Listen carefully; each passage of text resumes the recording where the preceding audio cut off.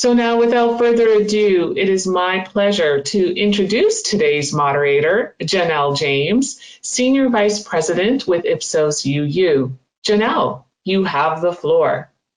Thank you, Ellen, and thank you everyone that decided to join us today. We are thrilled to host this session, which is a dynamic twist on our typical roundtable series in honor of Black Business Month. As you know, this session is for women-owned businesses and minority-owned businesses and those who are interested in better supporting them. Here are our panelists that are joining us today. We have Irene Walker from Meta. Unfortunately, we're having some technical challenges, and even though you can't see her on camera, she is with us, and so she'll definitely be part of the conversation. Sherelle Sampson from Canby, Dee Miller from Visa, Alisa Byrne also from Ipsos, and Kendra Speed from LinkedIn. So the last thing I want to go through pretty quickly, just given our timing, is so a few market research trends that we're seeing overall. And so not just related to small businesses or minority or women-owned businesses, but what we're seeing across the market research landscape. And so I'm going to do a few things with each one of these.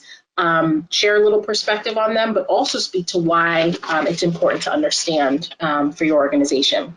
So the first one, leveraging technology and AI. So this is really interesting on two levels. One, a lot of companies are leveraging technology and AI, not only in their market research, but also in the products and services that they offer. So this is really fascinating. It's something that we're seeing in a lot of different ways. It's a big trend overall and something that not only you should keep in mind for your businesses, but it's important to think about because, you know, algorithmic bias, when we talk about artificial intelligence, algorithmic bias is something that usually comes up there. And this is an important thing to understand. It's real because a lot of technology is not centered on everyone. It's centered on a specific person or a specific community. And so it doesn't necessarily work in the ideal way for everyone else. And so the important thing to remember about that is there are lots of ways to interrupt potential bias just by including human perspective at a lot of junctures. And so that's something that we like to think about always pairing with you know, technology and with AI is making sure you have human perspective at various points. Another thing that keeps coming up when we talk about technology and AI is a lot of brands are curious about the metaverse and what their presence or what their category's presence will look like in the metaverse. So that's something to keep in mind.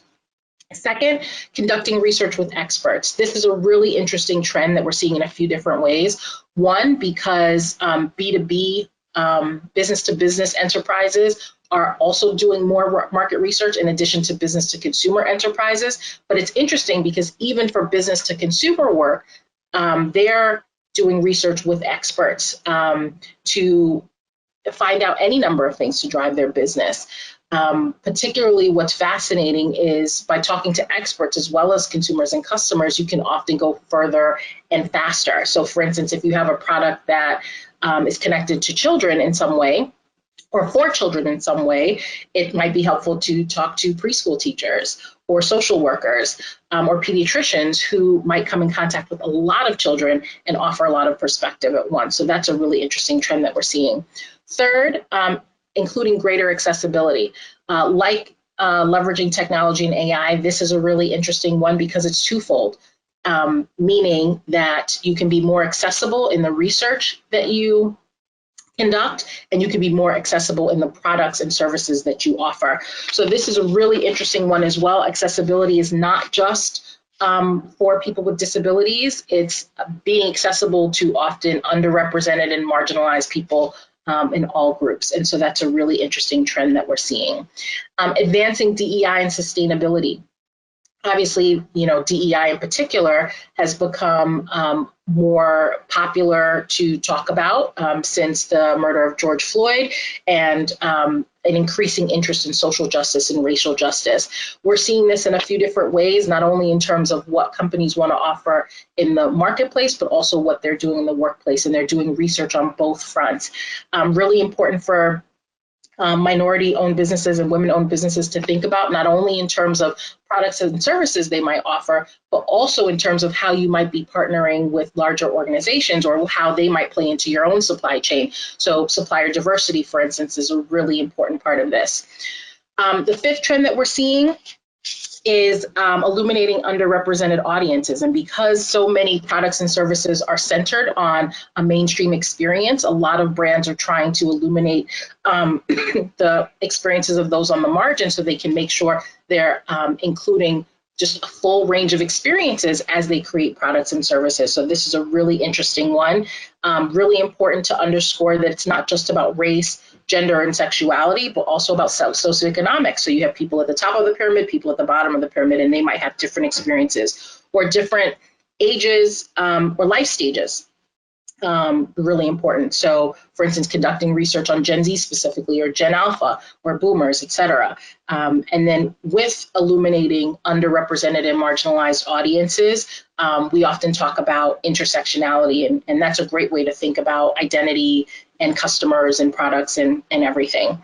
Number 6, tracking evolving media consumption. So as media options expand, it's critical to understand what people are doing so that you know how to reach them, how to connect with them. And so there's always research on this. And then last but not least, becoming more consumer centric. And so one of the questions that we're often seeing in our work is clients and brands not just wanting to understand what a particular consumer or customer is doing in their category, because the reality is they probably have a lot of data from their own category anyway, but they want to understand them as a whole person, understand the other types of things that they're doing and seeing to see how they can make better and stronger connections with them. So those are the trends that we're seeing from a market research perspective. I hope it's really helpful. If you have questions, definitely add them to the chat and we'll make sure that we get to them. And right now we're going to transition to our discussion. So I hope all of that background was great fodder for us to connect with our panel participants. And so the questions we're going to start with are questions that were shared in advance. If you have questions, please put them into the chat. And then if for some reason we don't get to your questions, we will always follow up with email, by email with responses. So with that, I'm going to stop sharing my screen and I am going to transition to, can everyone, is my screen gone? Wonderful. I'm always nervous with this. So thank you so much, Irene, Alisa, Kendra, Sherelle, and Dee. So excited to have this conversation with you. What I would love to do to start is have each of you introduce yourselves briefly. Just by saying your role again, how long you've worked in this particular role, and then tell me about a recent project that highlights what you do in this space. Yeah, so I'll start with Irene because we can't see her. Yes, you can see me. I'm like the talking head. Thank you, Janelle, and good afternoon or good morning to all of you who are here. As she mentioned, my name is Irene Walker. I work for Meta, and I lead a program that's called Elevate, and this is part of our business equity program within Meta. And for those of you who are wondering, you're like, what is Meta? It was Facebook before, and then our name changed to Meta. And so in this program, I created it because of living in Oakland at the time, originally from LA. So I certainly know about Bruce's Beach, Janelle, and understand about equity. And my father as well was a small business owner and trying to get his business off the ground. And many of the same issues that Janelle pointed out in terms of capital and what have you were the same things that he was trying to get, and it was difficult for him. And so I created a program to help Black and Latinx small businesses with understanding how to grow your brand online, because we could see internally how, as employees of color, we could see how other businesses were growing exponentially. And we want to make sure that businesses of color have that same understanding and education as well. So the program is called Meta Elevate. You can find it on facebook.fb.com.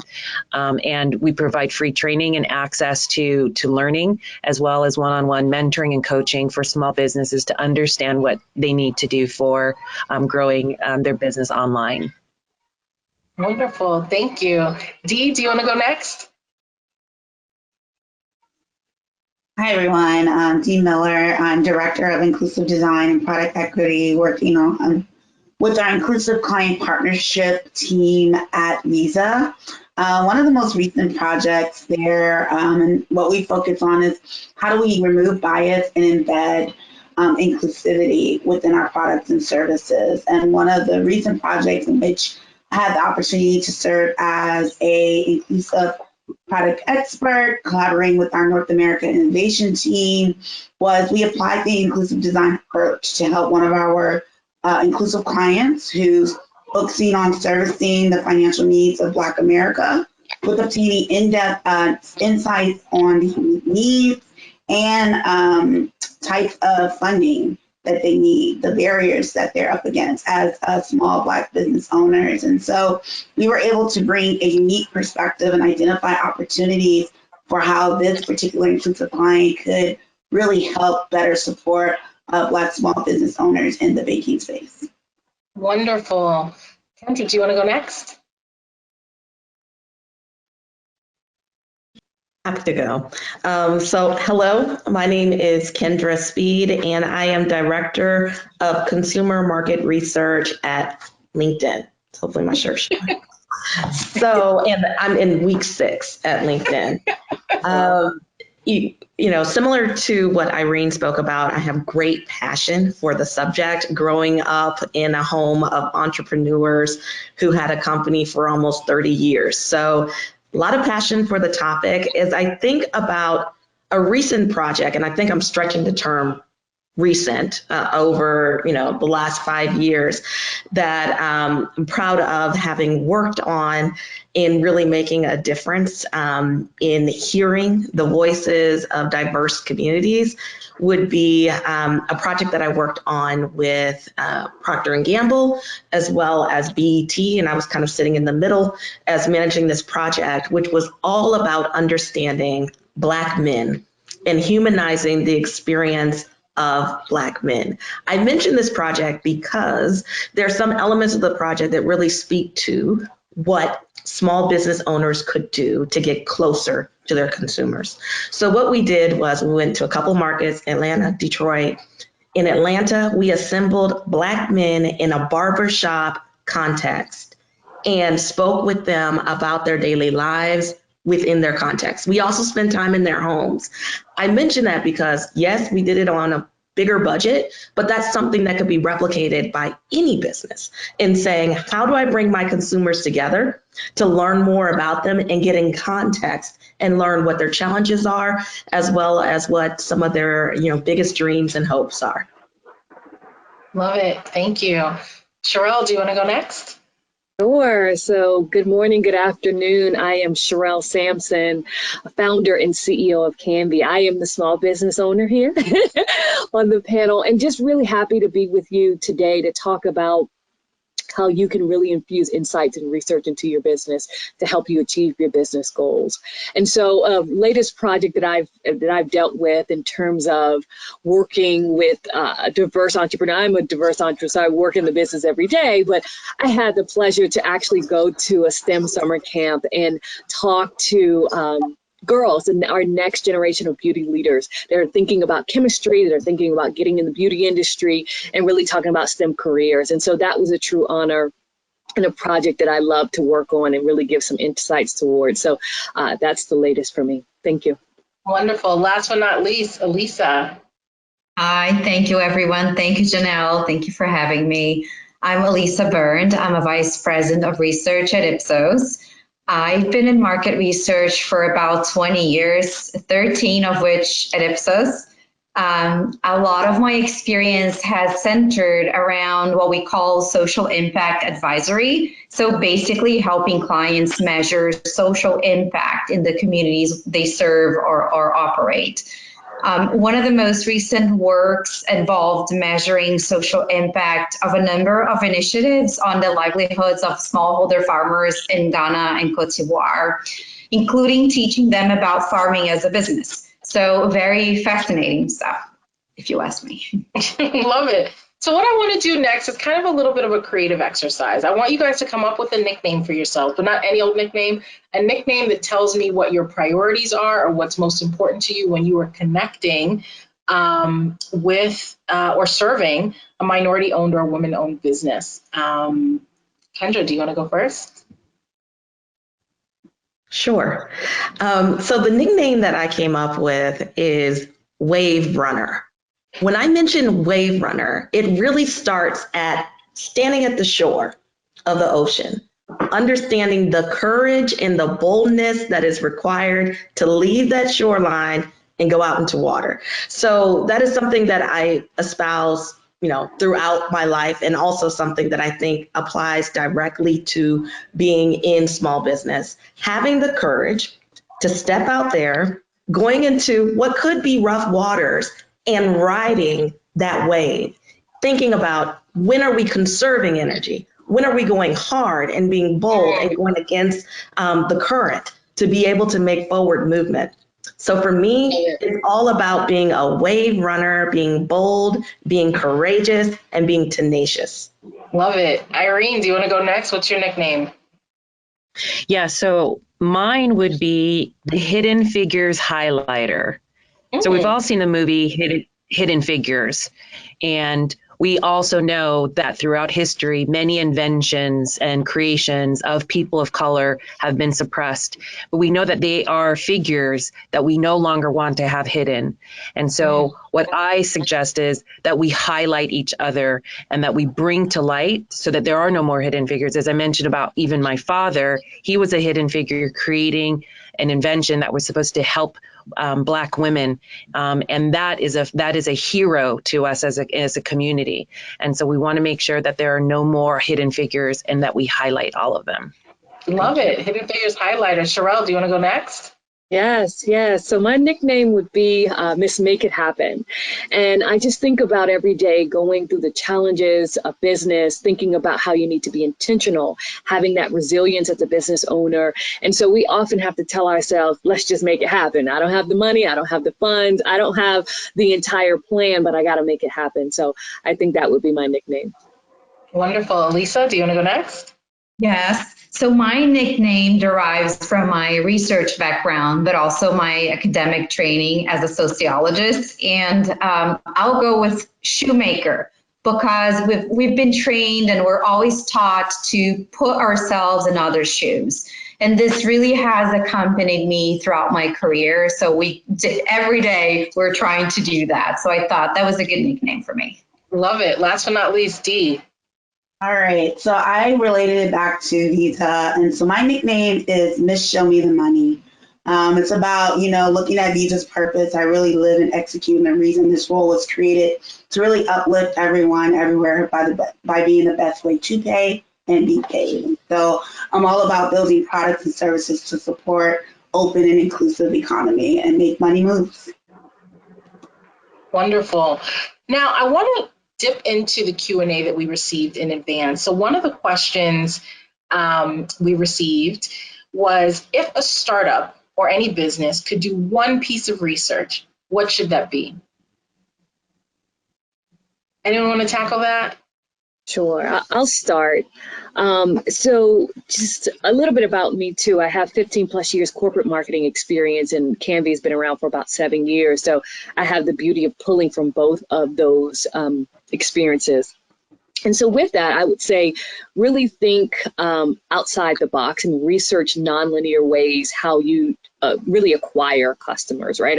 I saw that was like the number one focus. And the reason I say that is because you have, granted, I did see that a majority of you are professional services, but what are some of those smart assistants that you could possibly use to tap into that audience? What are some of those predictive shopping apps that you can use, or if you are a CPG company? What are some of those predictive live streaming technologies or platforms that you can plug into, right? Oftentimes we think about e-com and we think about big box retail, but I often challenge you to think about those, because those are the ways that really no one's tackling into, but it's opportunity as you think about going forward. Love it. Any other thoughts?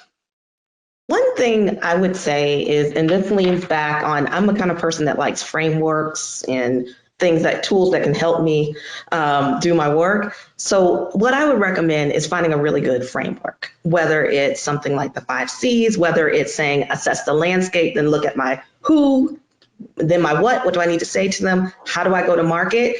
Find that framework, start filling it in, and then looking across it and saying like, where are the gaps? For me personally, I think it's important to understand just the market landscape and understanding how your business orients in that landscape. Who are the customers? What do they need? And what are the most efficient ways to go about really speaking to them? So find a framework, fill it in, work that framework, and then think about where that biggest gap is. Go there. Yeah, I definitely agree with that as well. I think really understanding your competition, direct and indirect, is critical for understanding where you fit. And I think sometimes we all get this great idea and we miss it. And I see it in larger corporations too. Like products are built and they're like, why is it not selling? And we really didn't understand that was there a big enough demand? And were we really getting to the right need? Were we really solving the right problem? And so it's critical, I think, to really talk to your industry experts, talk to your experts. Like earlier we said, that's a trend because it's needed. Read those trend reports. There's so many different free insights reports. Talk to your friends, have small little focus groups, look at this secondary data. And if you can, back to what Sherelle does, like I think she said she's been using Facebook surveying online. It's great, it's free and it's available. So circling back and doing that. Yeah. Next question from the Q&A. What tools does your business offer that you feel might be underutilized and helpful for minority or women-owned businesses needing to do research or anything else? Underutilized. Well, actually, let me start with this one. I will say, so I work for a market research firm called Ipsos, and I'll be honest in saying that I've been surprised at how intellectually generous the firm is. I mean, we give away so much information all the time. I mean, I'm even surprised just following the company on LinkedIn how much you can learn. And I know a lot of other research firms are like that as well. To Dee's point, there's so much that you can find online for free. The other thing, I don't obviously work for this company, but I sense it's sort of underutilized, and I've been using it for so many years, is Google Alerts. I set up Google Alerts for everything, on people, on topics that I'm interested in. I mean, it is the easiest way to stalk a person or a topic, because if it pops up online, it'll come right in your email inbox. And so if there's something that you're interested in doing or learning about, you'll literally have your own personalized feed through Google Alerts. So yeah, anyone else? Underutilized tools? Well, of course, kind of, you gave me a little bit of a hook in saying LinkedIn. So LinkedIn is a great place to go to. One, just putting the question out there. I think it is important to say, like, there are, I'll say those of us out there who, whether we work in the industry every day, we want to lean in and help and share our knowledge and share some of that expertise. So it's that courage of saying, so when the question's asked, what are your biggest challenges? Being ready with what those things are and being open to putting it out there, because that's the only way people can, create this community of support, this community of learning and helping you along the way. So I would say leverage networks such as LinkedIn and making those connections, but then and also being a part of the conversation and growing that conversation. Yeah, I think for Visa has like a Visa Small Business Hub. And I think the two sets I would recommend is there's Practical Business Skills, which is like a guide, a digital learning guide through all the steps from understanding to go to market. But then also we also have a business and economic insight. So our Visa economists have come together and they send that out. So you just sign up for email, you get an update as much as you want and need on a regular basis. So those would be things that I would think are helpful for research. I would also contend, I completely agree with both Dee and with Kendra. Those are resources we drive small business to constantly. And one of the feedback questions from the survey that Janelle said was that many small businesses are looking at marketing and what do they have to do to grow your business. So a little bit into the previous question is, have you thought about what your why is? What's the reason to buy that you want to help then pull together to make into a marketing strategy? Now, Facebook offers many ways for you to learn about how to do all of this. And with Elevate, you get all of that training for free. It's curated for businesses of color.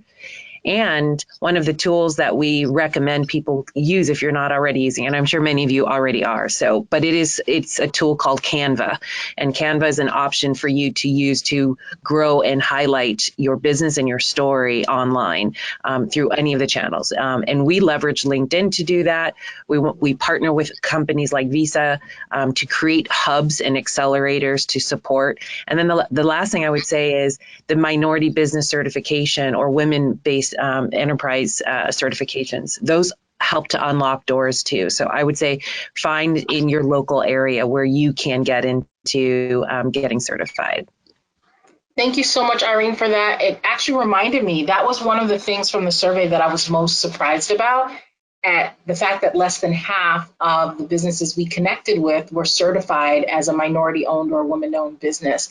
And so that certification is a great marketing tool in and of itself. You can more easily be found. I can't pretend to know what the certification requires. So I imagine there's some hurdles there as well, but definitely something that businesses should consider. Did you want to say something, Sherelle? Absolutely. Just to add to that certification tip, one thing I will share, I'm certified in many different industries, including aviation, but not the fact of just getting seen, but the fact of leading with that, right? Oftentimes you can lead with saying, I am minority owned certified, and that will get you in the door. That will get you a conversation in, because at the end of the day, the top CEO wants to know what's our diversity spend. And so sometimes you may want to lead with that. That's opens up some doors for Canby indeed. Yeah, I think also just even recalling just a lot of the news clippings that I saw, I was just really surprised and I guess like amazed and excited about how many media outlets, particularly for this month of August being Black Business Month, are just highlighting Black businesses or minority-owned businesses or women-owned businesses. Like, media outlets are also seeing this as a trend. And if you lead with that, you can get recognition through the media as well. I mean, how many lists, 56 Black businesses to support over the holidays, 56 women-owned businesses to support for this, for that. If you're traveling, I saw an article, I think one of the clippings was, restaurants to frequent in Charleston for minority-owned businesses. So definitely there's some opportunity there if you can be creative with how you lead with it as well. Another question that came through in our Q&A was, minority and women-owned businesses often compete with large enterprises that have more resources at their disposal for marketing, research, business development. What can and should they do to level the playing field? What have you seen in this regard? Anyone want to start? I'm happy to cold call. What have you seen in this regard? So I'll share. I mean, the big companies aren't here, so I was hoping they would answer first. But the question was interesting in itself, because I'm like, can you truly ever level the playing field? I think you can compete, in different ways, and I think you already kind of answered it, Sherelle, earlier when you were talking about looking at ways of acquiring the consumer, your audience, that the larger companies can't do, building those communities, building those relationships, making those personal connections. So from Big Visa, this is what I would say is a way that you do really well. I think that's a myth on large corporations and how we are, like, I feel smaller have easier and quicker access to their community, and that is totally different and that's sometimes why we may miss like really developing products that meet the needs. And I think that's how I'm thinking about it, Sherelle. So yeah, that's why I was quiet for me. Oh, no, you're definitely spot on. And so just a little bit about us. We provide premium health and wellness products, particularly focused on scalp care. So while we are in over 2,000 retail doors, including CVS, Sally Beauty, et cetera, we also have official partnerships with healthcare institutions, including Moffitt Cancer Center, which ranks in the 1 percentile of cancer hospitals, also Harvard Cancer Center, and City of Hope in Los Angeles. And so one of the things about why they are partnering with Canby, right? We're not a P&G and we're not a Estee Lauder or a L'Oreal. It's the fact that we're truly bringing innovation to the marketplace, right? And so that's one of the ways I lead with in terms of all of our formulations are proprietary. These are unique. These aren't something we're just grabbing off the shelf. So you're getting that innovation piece. Secondly is in terms of true partnership, right? If there is a special, unique type of initiative that they have going on, they can call me up and we can see if we can serve those patients or those clients or their stakeholders quickly and in a great way. And then thirdly, I think what you would bring when you're coming into a large institution that's different is the fact that you're breaking the old norm, right? You're breaking that status quo. So for example, particularly in oncology hospitals, what they've used for decades and forever is steroid creams, right, on patients that are going through treatment and going through chemotherapy.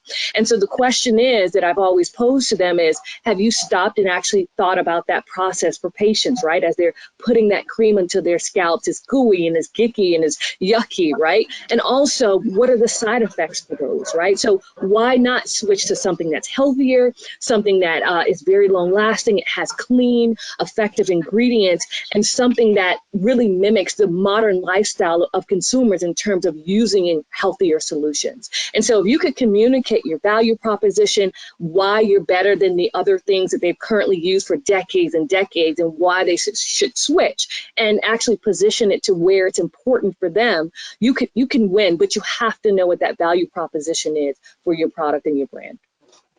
Yeah, I agree with Sherelle on the innovation there too.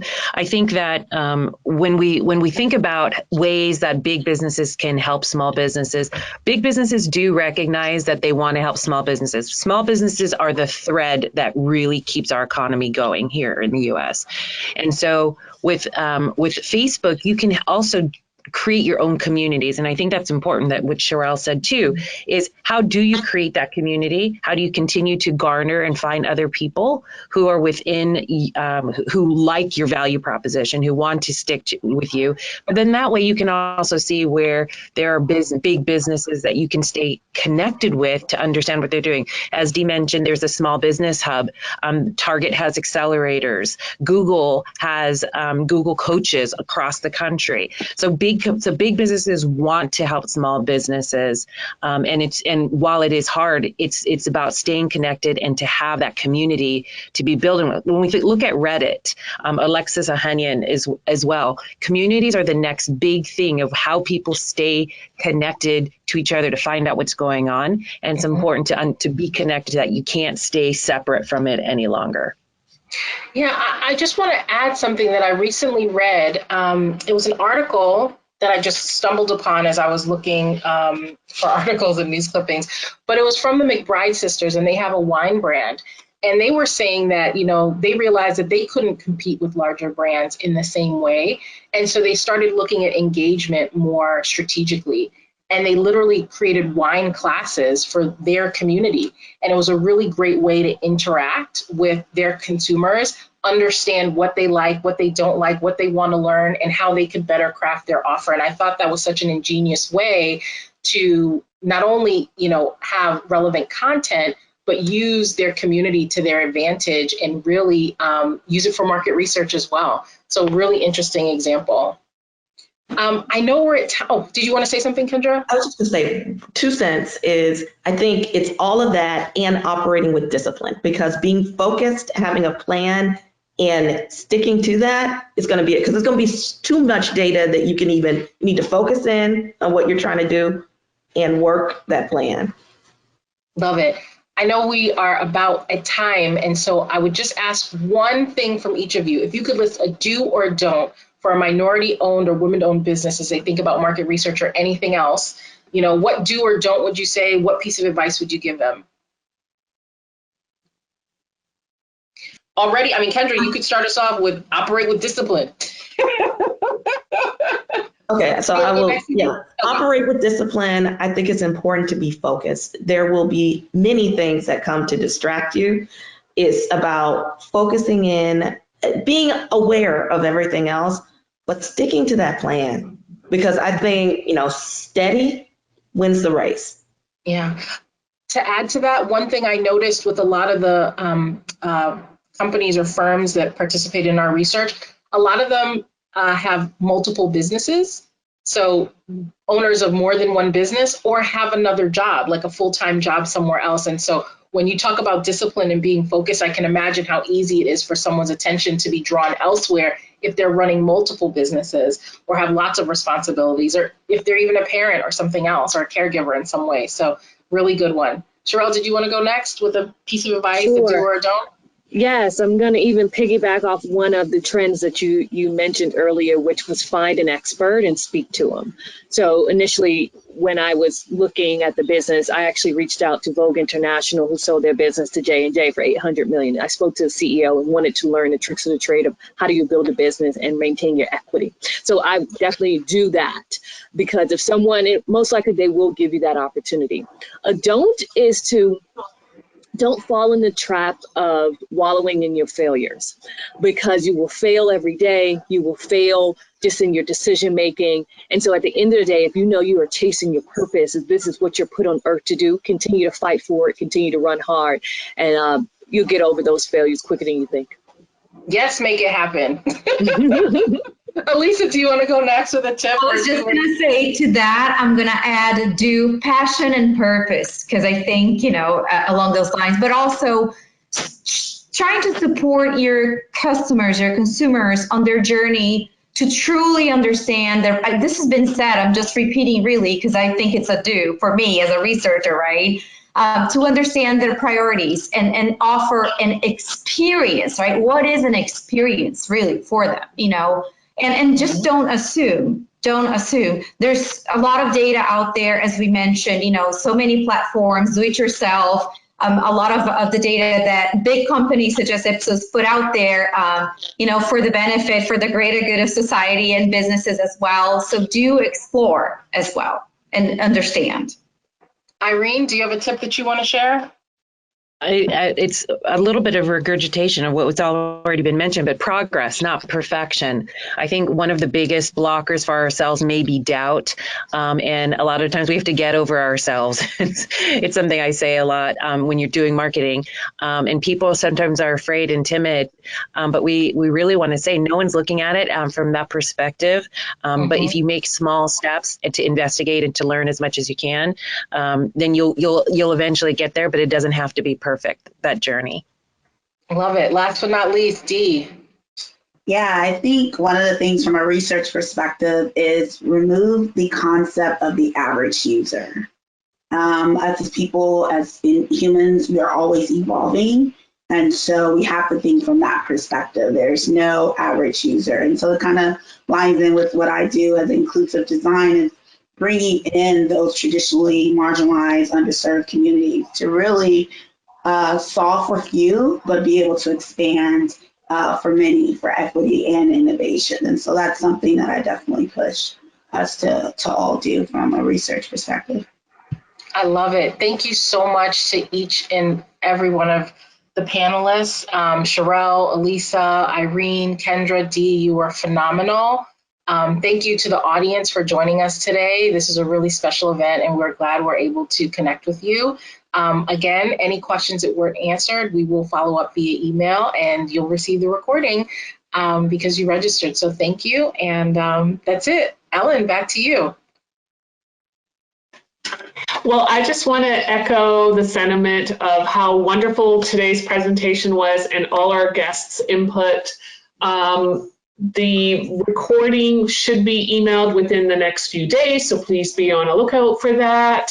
And in the meantime, we always look forward to speaking with you directly, so please contact Janelle at any time. That now concludes today's webinar, folks. Have a wonderful day. Thank you.